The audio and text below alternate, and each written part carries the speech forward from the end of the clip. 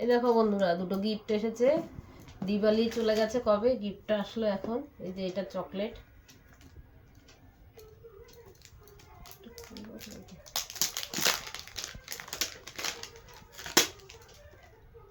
এটা তো চকলেট আছে এর মধ্যে।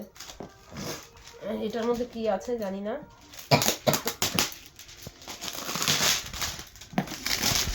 ডাব্বাটা খুব সুন্দর। আগের বার এরকম একটা ডাব্বা এসেছিল। আমার ছেলের সব ক্যারেটের সব মেডেল রাখতে পারে এর মধ্যে।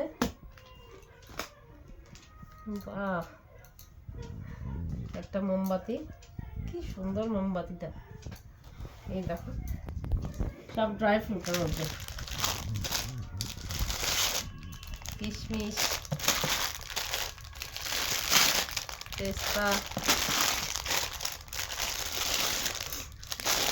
কাজু আর এই যে আলমন্ড।